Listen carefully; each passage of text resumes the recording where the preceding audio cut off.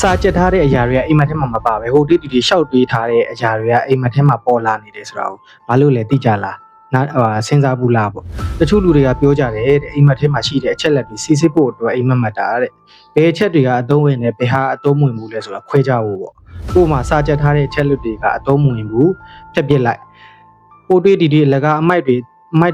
တွေးတဲ့ဥစ္စာတွေကအသုံးဝင်တယ်သိမ်းထားလိုက်ပေါ့တချို့တွေကလည်းငါတို့တွေလေ့ကျင့်ခန်းလုပ်ခိုင်းတာလို့လည်းပြောကြတယ်ငါတို့တနေ့တာအတွင်းမှာတည်ယူခဲ့ကြုံတွေ့ခဲ့ရတဲ့အရာတွေနဲ့ပတ်သက်ပြီးတော့အိမ်မက်ပြန်မှတ်ဖို့အခွင့်အရေးအများကြီးရှိတယ်တဲ့အိမ်မက်တွေကငါတို့ကိုကြောက်စရာတွေအန်ဒီရယ်တွေကြက်တဲ့အခြေအနေတွေကနေရင်ဆိုင်ပေးတာမလို့လူ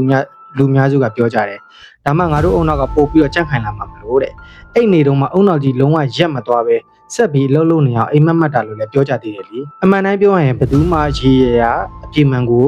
မသိခဲ့ကြဘူး theory တွေအမျိုးမျိုးပြောကွဲပြားနေတာပါပဲဒါပေမဲ့တချို့လူတွေပြောသလိုလက်တွေ့ဘဝမှာမလုံနိုင်တာတွေကိုအိမ်မက်ထဲမှာစိတ်တိုင်းကြဆူတောင်းပြအောင်ထွက်ပေါက်ရှာတာမျိုးလည်းဖြစ်နိုင်တာပဲလေလူကြီးမင်းတို့ရဲ့အိမ်မက်ကိုဘယ်လိုမြင်လဲ comment မှာရေးခဲ့ပေးပါအောင်နော်